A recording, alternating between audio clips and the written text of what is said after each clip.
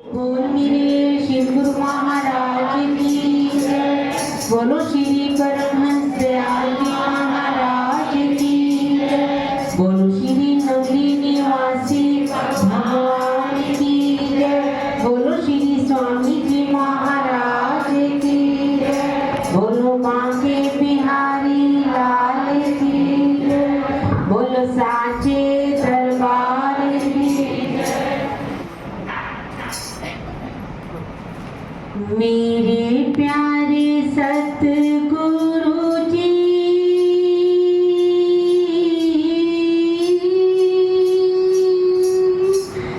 सब था सहाय होना जी। मेरे प्यारे सतगुरु जी, दाता जी,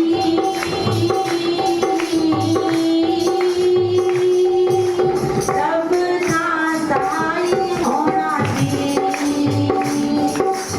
सब था सहाय होना जी। सब था सहाय होना जी। सब था सहाय होना जी। मेरे प्यारे दाता जी हो, सब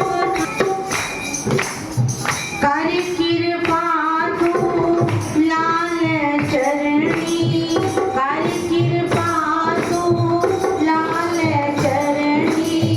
तेरे बिना मेरा कोई न तरसी। कर कृपा तू लाल चरणी। तेरे बिना मेरा कोई न तरसी। ऐसे ते ओथे भी,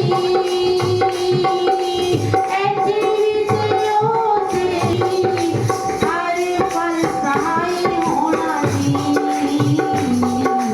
मेरे प्यारे दाता जी हो, सब था सहाय होना जी।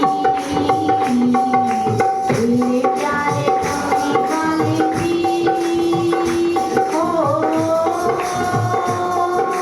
सब था सहाय होना जी।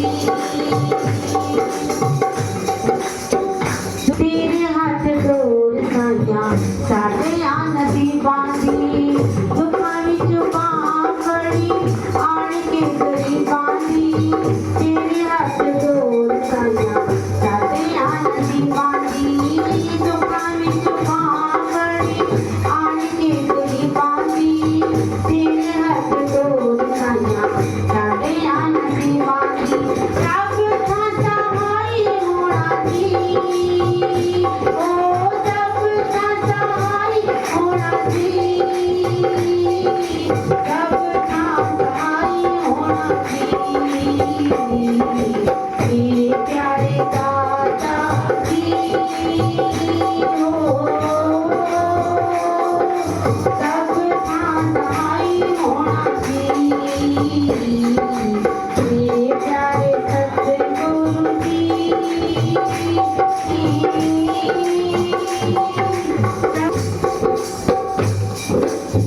हाथ जोड़ संगत सारी करे अरदास जी। हाथ जोड़ संगत सारी करे अरदास जी। हाथ जोड़ संगत सारी करे अरदास जी। तेरे प्यारिਆਂ ਨੂੰ तेरे उते आस जी। हाथ जोड़ संगत सारी करे अरदास जी।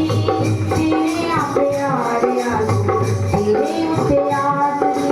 जिथे तैनू याद करा,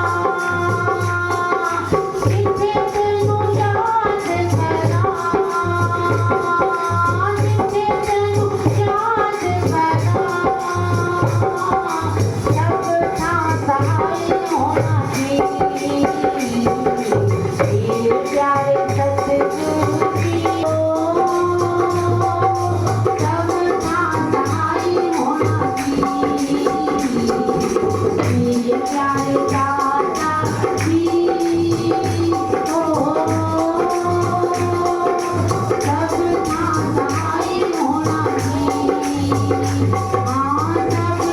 सहाय होना जी हो सबका सहाय होना जी जो होना नी गुजारा साडा तेरे बाजो होना नी गुजारा तू केड़ा नहीं जानदा साडा तेरे बाजो होना नी गुजारा साडा तेरे बाजो होना नी गुजारा तू केड़ा नहीं जानदा साडा तेरे बाजो होना नी गुजारा तू केड़ा नहीं जानदा सारी दुनिया च देखो तू ही प्यारा सारी दुनिया च देखो तू ही प्यारा तू केड़ा नहीं जानदा सारी दुनिया च देखो तू ही प्यारा तू केड़ा नहीं जानदा साडा तेरे बाजो होना नी गुजारा तू केड़ा नहीं जानदा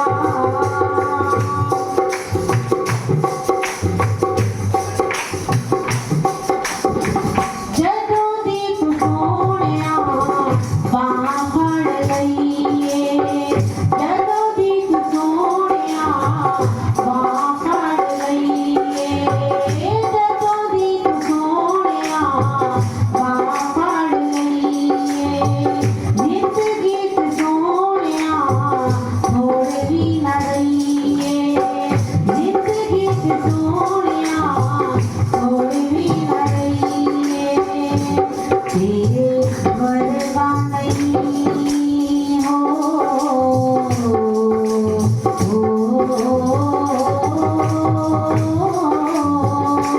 तेरे वर्गा नहीं सच तो प्यारा तेरे वर्गा नहीं लगना प्यारा तू केड़ा नहीं जानदा सारी दुनिया च देखो तू ही प्यारा तू केड़ा नहीं जानदा सारी दुनिया च देखो तू ही प्यारा तू केड़ा नहीं जानदा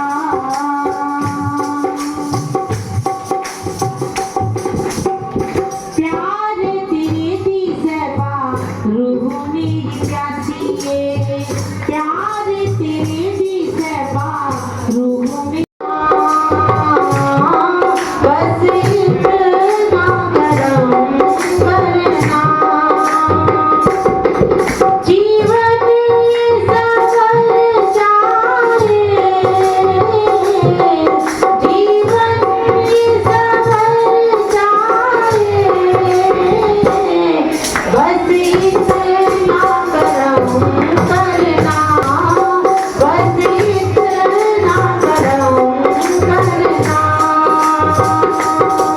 मैं एक मस्ताना हूँ मैं एक मस्ताना हूँ मैं तेरा दीवाना हूँ मैं कदम से चलता हूँ आशिक मैं पुराना हूँ मैं कदम से चलता हूँ आशिक मैं पुराना हूँ मैं एक मस्ताना हूँ मैं तेरा दीवाना हूँ मैं कदम से चलता हूँ आशिक मैं पुराना हूँ शायद तेरी सोहबत में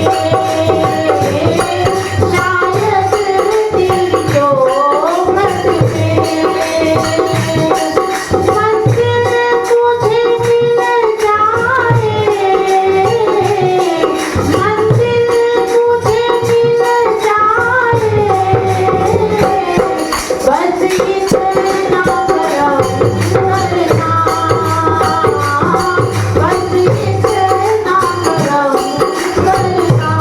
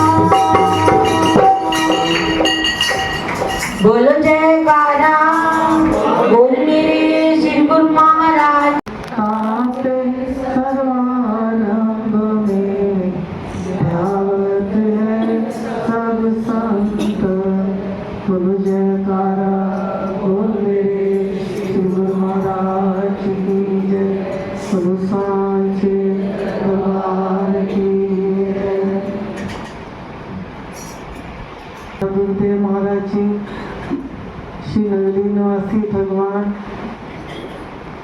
श्री जुगल जोड़ी महाराज जी, श्री स्वामी जी महाराज जी, आपके चरणों में दंडवत प्रणाम स्वीकार हो।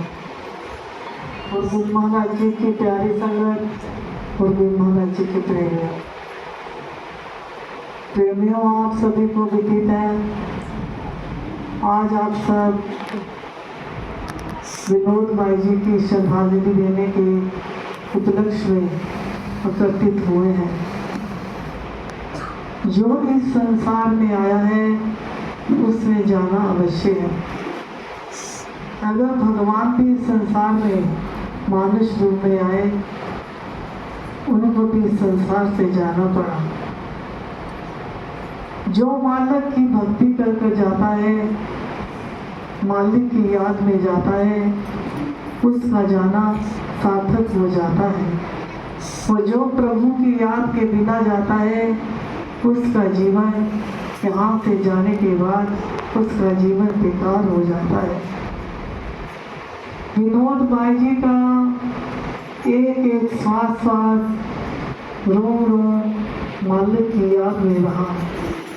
वो जितने देर में दरबार में रहे, कितने साल रहे, गुरु दरबार की सेवा करते रहे। उनके रोम रोम में श्री गुरु महाराज जी के प्रति प्रेम था और रोम रोम में श्वास का सिमरन था। वे अपने गुरु महाराज जी की याद में ही मस्त रहते थे। परंतु कुछ वर्ष 2-3 साल पहले उनका शरीर अस्वस्थ रहने लगा। इतना अस्वस्थ था कि ये भी हमारे कुछ कर्मों का भोग है कि हमारे ना जाने कौन से कितने जन्मों के कर्म होते हैं, इन कर्मों के कारण हमें शरीर का भोग भोगना पड़ता है। हम जाने कि हमने इस जन्म में कर्म किया है, इस जन्म नहीं, ना मालूम कितने पिछले जन्मों के कर्म है जो जिसके कारण हमें इस मानुष योनि में कर्म भोगने पड़ते हैं। भीष्म पिता में थे, आखिरी समय बाणों की शैया पे थे। जब भगवान कृष्ण आए तो भगवान से पूछा कि मुझे ये सजा क्यों मिली? मैंने तो सारी जिंदगी कोई ऐसा कर्म नहीं किया, तो मुझे क्यों मिली? तो वह भगवान कहने लगे, आप अपना पिछला जन्म देखो। तो क्या कहते हैं, मैंने 100 वर्ष तक अपने पिछले जन्म देख लिए, मुझे नहीं दिखाई दिया कि मैंने कोई गलत कर्म किया है। ग्रहण करता है उसके भगवान धीरे धीरे कर्म काटने शुरू कर देते हैं।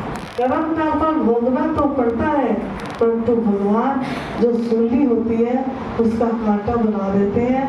फल जीव को भोगना ही पड़ता है।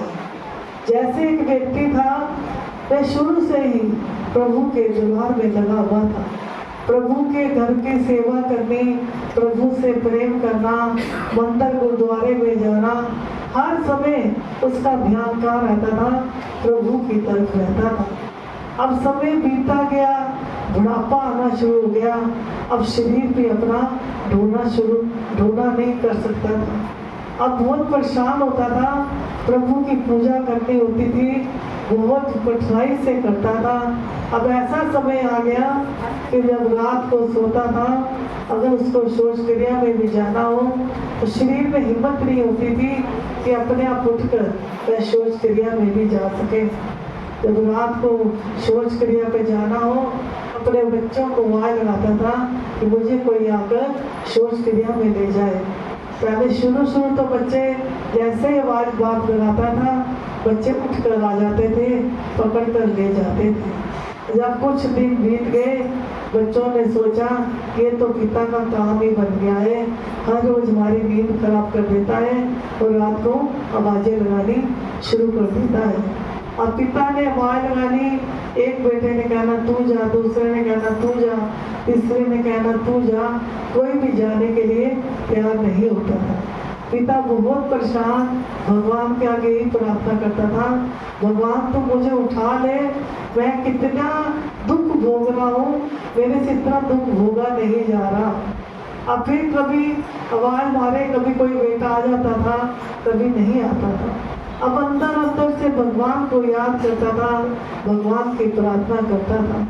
एक दिन फिर जब आवाज लगाता है बच्चों को, जैसे ही आवाज लगाता है तो कोई आकर हाथ पकड़ लेता है। जैसे ही हाथ पकड़ता है उसके पूरे शरीर में एक ऐसी तरंग से उठती है।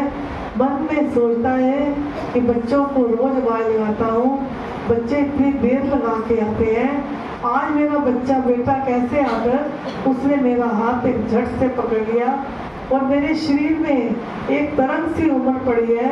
तो ये मेरे बेटे ने हाथ पकड़ा है या किसी और ने आकर मेरा हाथ पकड़ा है। बोलता कुछ नहीं है, वो बुझाता है साथ जो बच्चा है वह शौच क्रिया करवा के हाथ मुँह धुलवा के फिर उनको बिस्तर पे लटा देता है। ऐसे कुछ दिन नियम होता है, जैसे आवाज लगाता है वो बच्चा आता है और बच्चा पकड़ कर ले जाता है। उसको आंखों से दिखाई नहीं देता, देख नहीं पाता कि कौन है कौन नहीं है। एक दिन पूछ लेता है कि आप कौन हो जो मैं बच्चों को आवाजें लगाते रहता था और मेरे बच्चे नहीं आते थे, तो आप कौन हो जो मेरा हाथ आकर पकड़ते हो? वो कुछ बोलते नहीं है। कहता बताओ तो सही, जब आप मेरा हाथ पकड़ते हो तो मुझे पूरे शरीर में तरंग से बढ़ती है, आपका इतना कोमल हाथ है, आप भगवान तो नहीं हो जो आकर मेरा हाथ पकड़ लेते हो। भगवान ही सबकी सुनता है और तो कोई यहाँ पे किसी की सुनता नहीं है। जैसे ही कहते हैं भगवान उसको साक्षात रूप में दर्शन देते हैं। जैसे ही दर्शन देते हैं आश्चर्यचकित रह जाता है, भगवान से कहता है भगवान आप मेरा इतना जो गंदा काम करने के लिए आप मेरे पास आते हो, मेरा हाथ पकड़ कर ले जाते हो, आप तो सब कुछ कर सकते हो, तो आप क्या मेरे कर्म नहीं काट सकते? मेरे कर्म काट दो कि मैं संसार से चला जाऊं या इस बीमारी से मुक्त हो जाऊं। भगवान क्या कहते हैं कि मैं तेरे कर्म काट सकता हूँ। अगर मैंने तेरे कर्म इस जन्म में अभी काट दिए फिर तेरे को दोबारा जन्म लेना पड़ेगा, काटा होगा। उनको बीमारी में भी भगवान की याद थी, भगवान को अपने श्री गुरु महाराज जी को याद करते थे। उनके गुरु महाराज जी ने कितने कर्म काटे होंगे हम नहीं जानते, वही जानते हैं कि उनके समीप आकर वह पता नहीं कितनी उनको बीमारी आनी थी, जो गुरु महाराज ने धीरे धीरे करके उनके शरीर से उस बीमारी को समाप्त की। प्रेमियों हम मानुष योनि में आए हैं, जो जीव मानुष योनि में आता है उसे कर्मों का भुगतान देना ही पड़ता है। हम सतगुरु के दरबार में आते हैं, सतगुरु का दर्शन दीदार करते हैं। दर्शन दीदार में इतनी शक्ति है, जो सतगुरु का दर्शन दीदार करता है उसके दर्शन दीदार करने से ही जीव के कर्मों की समाप्ति हो जाती है। उनके दर्शन दीदार में इतनी ताकत है, जो दिल से आता है मन से आता है उनके दरबार में। हम हर रोज अगर गुरु महाराज जी के चरणों में आते हैं, उनको प्रणाम करते हैं, तो ना जाने गुरु महाराज जी हमारे कौन कौन से कर्मों को काटते हैं। कहते सारे गम जो दूर भगा दे वो सतगुरु का दीदार है। सतगुरु का दीदार ही है, बहुत अनमोल है। देवी देवता भी तरसते हैं इस मानस चोले के लिए। इसके लिए कि मानस चोला अनमोल है कि मानस चोला पाकर इंसान मालक की भक्ति कर सकता है, और योनियों में नहीं कर सकता। एक मानुष चोला ही है जो कर्म करने में स्वतंत्र है। और योनियों में तो जो कर्म किया वो कर्म का भुगतान कर कर वापस चली जाएगी। एक मानुष योनि को भगवान ने बुद्धि दी है, सोचने की शक्ति दी है कि मेरे लिए कौन सा कर्म अच्छा है और कौन सा कर्म गलत है। इसलिए प्रेमियों अब गुरु दरबार में आते हो, गुरु दरबार में आकर जितना भजन सिमरन करोगे, सतगुरु का दर्शन दीदार करोगे, तुम्हारा जीवन सफल होगा। इसलिए आप भाई जी यहाँ पर आप सबको सत्संग सुनाते हैं, भजन सुनाते हैं, हर रोज यहाँ पर सत्संग लगा रहता है। गुरु घर में आते हो, इतने प्रेम से आओगे, प्रेम से सेवा करोगे, गुरु महाराज जी का दर्शन दीदार करोगे, तुम्हारे कर्मों की समाप्ति होगी और जीवन बनेगा। बोलो जयकारा बोल मेरे श्री गुरु महाराज की जय, बोलो सांचे दरबार की जय। आज इस मेला में मैं मैं कौन? मैं कौन? मैं कौन? मैं आत्मा। इस दिवंगत आत्मा जो कल तक ये बाई जी थे, इन्होंने साकार का चोला पहना हुआ था, आज ये दिवंगत बन गए। आज मैं आत्मा जो कल मुझे भी दिवंगत बनना है, इस आत्मा को श्रद्धांजलि देने आई हूँ। बाई जी साकार में इन्होंने इतने कर्म अच्छे किए, अच्छी सेवाएं दी, पूरी भक्ति भाव से ये प्रभु हमारे लोगों के साथ, भक्तों के साथ पेश आती रही। पूरा अपना इन्होंने जितना भी कर्म करना था शुद्ध कर्म किया, अच्छा कर्म किया।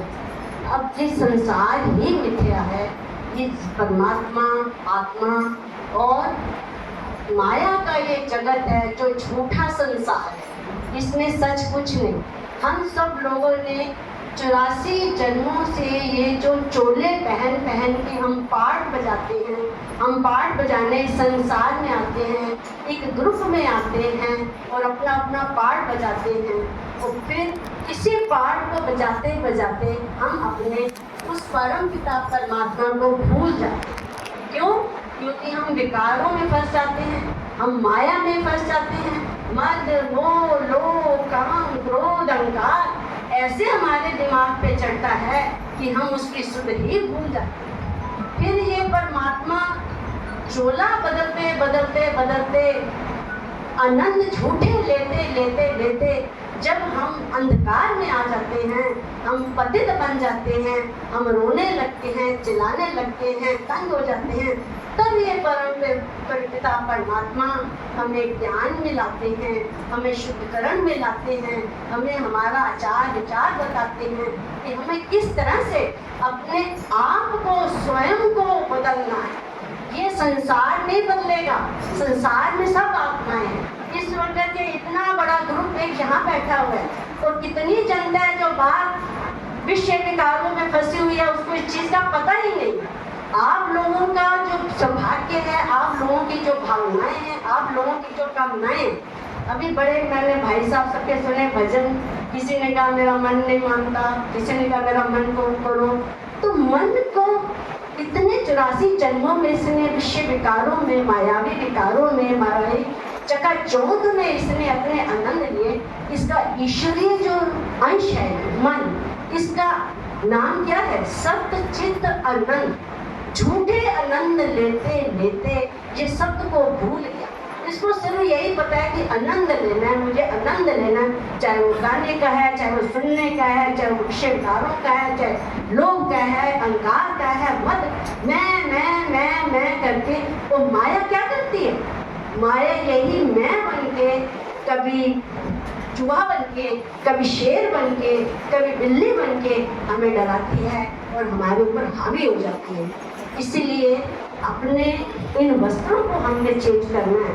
आत्मा तो सूक्ष्म है, आत्मा साक्षात है, आत्मा क्लीन है, आत्मा के पास खजाने हैं, आत्मा के पास शक्तियाँ हैं जो इस रथ को चला रही है। तो इस रथ को संभालने के लिए हमें अपने कपड़ों को इतना ध्यान से पहनना है, अपने चोले को इतना साफ सुथरा रखना है कि देखना है कि ये टाइट भी ना हो। टाइट मतलब कहीं मोह विकारों में फंसा तो नहीं हुआ, क्योंकि जाते जाते भी आत्मा अपना बड़ा कर्म भोग के जाती है। वो किस जन्मों के, अभी भाई जी ने बताया कितने कितने जन्मों के, 84 जन्मों के हमारे कर्म है। किस जन्म का ये कर्म हमें भोगना है, इस चीज़ को ध्यान रखते हुए हमें अपने आप को, स्वयं को बदलना है, स्वयं को पहचानना है और आत्मा समझ के, अपने आप को आत्मा समझ के परमात्मा के चरणों में हमेशा लीन है। बोल मेरे श्री गुरु महाराज की जय, दयाल महाराज की जय, श्री नगीना श्री भगवान की जय, श्री स्वामी जी महाराज